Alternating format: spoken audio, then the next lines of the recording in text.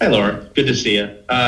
Just wanted to ask you, I know it's not an unfamiliar foe. How are you preparing, I guess, for Portland this time around with new faces on both sides, if you're able to share any of that at least?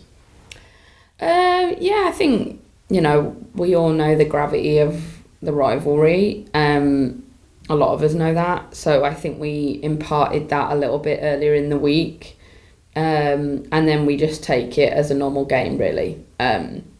There's always going to be added bits to it, but I think if you just go down that route, it can take away from what you need to do to be good in the game. So yeah, I mean, mainly just focused on tactically what we want to try and execute in the game is the most important part. And if you're able to, just any updates on some of your players. I know G and Jess missed last week. If you'll be able to get any of those back, and then maybe if we'll see Lynn for more than the half. Yeah, Lynn and Jordan are good to go. G's good to go. Jess, we're going to have to wait and see. Thanks, Charles. And then we'll go over to Ashley. Hi, thank you so much for your time. This morning, we published Alexander Strauss is coming to coach Angel City. More and more European coaches are coming to NWSL. Why coaches are looking at NWSL as a place for them to grow their career? Can you give us a little bit of your thoughts on that? You've been here already for so long, but how are you looking at it also, this new perhaps trend of coaches coming here? Yeah, I think it's so competitive. I think that's the big draw. It's competitive.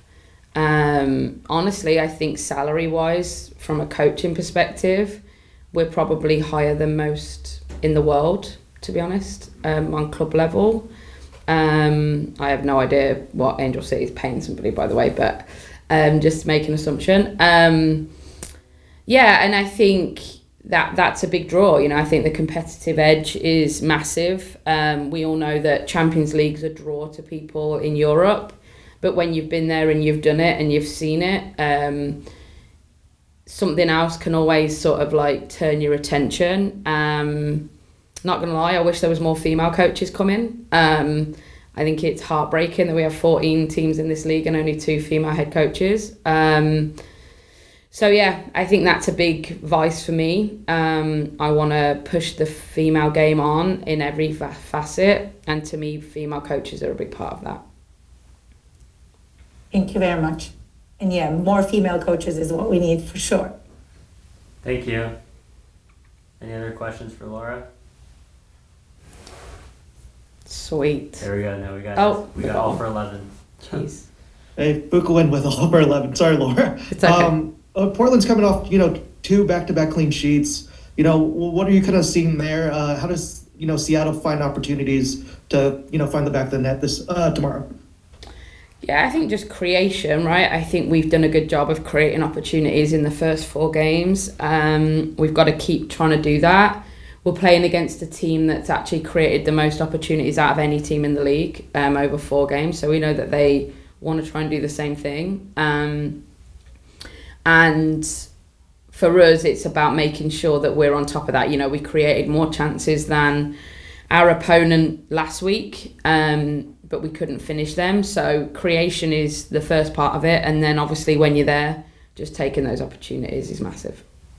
Yeah, then Laura, I know you said about just kind of taking this game as just another regular season game, but obviously this derby means so much to the supporters for both sides, both cities as well.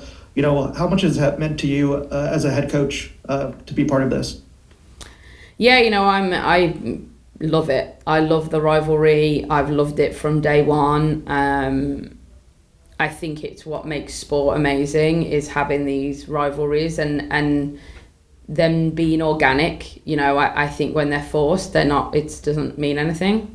I think when they're real and they're organically made, then you can truly buy into it. And from the minute I walked through the door here and the first game we ever played in Portland, I felt it from minute one. And I know that it means a lot to the fans. It means a lot to the players.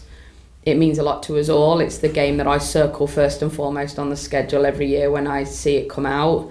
because it just has a little bit more meaning to it. And I think the thing I love about the Portland-Seattle rivalry the most is we hate each other at our core, but we also really respect each other in the same breath, for what each club's trying to do or has done or is trying to achieve in the future. I think that's what makes this rivalry so special. Thanks, and then we'll go back to Charles. Sorry, Laura. No, it looked like we were going to get you out of here quick. Sort of something not directly soccer related.